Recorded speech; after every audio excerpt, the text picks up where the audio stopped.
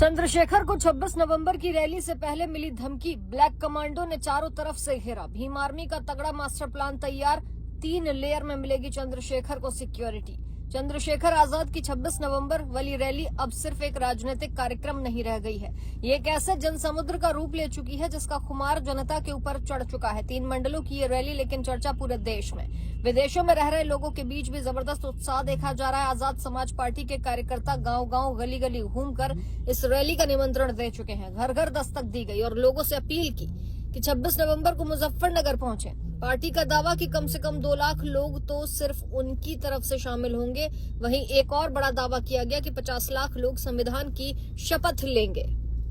लेकिन इस बड़े आयोजन से पहले एक और बात सबसे ज्यादा चर्चा में, वो है चंद्रशेखर आजाद की सुरक्षा।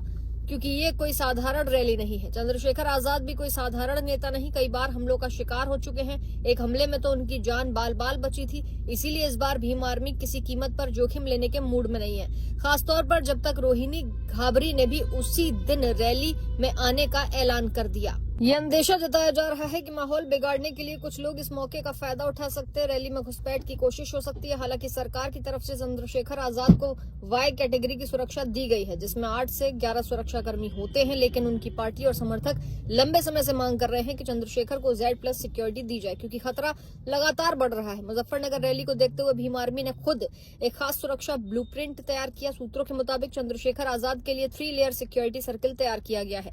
पहली लेयर, रैली में भीड़ के भीतर भीम आर्मी के प्रशिक्षित सदस्य मौजूद रहेंगे।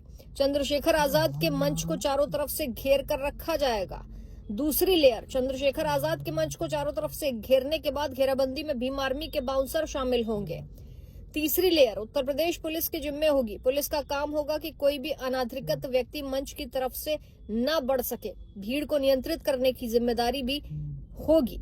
चौथी और सबसे अहम लेयर, चंद्रशेखर आजाद के निजी सुरक्षा गार्ड, जो मंच पर उनके हर समय साथ रहेंगे। लोग हथियारबंद होंगे और इनका काम सिर्फ एक ही होगा कि किसी भी हालात में चंद्रशेखर को सुरक्षित रखना। लेकिन खतरों के बावजूद चंद्रशेखर आजाद अब 2027 की तरफ बढ़ रहे हैं।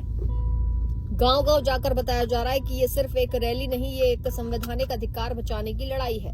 आप कभी मुझे निराश नहीं करते और मैं आपको कभी निराश नहीं करूंगा, उन्होंने ये भी कहा।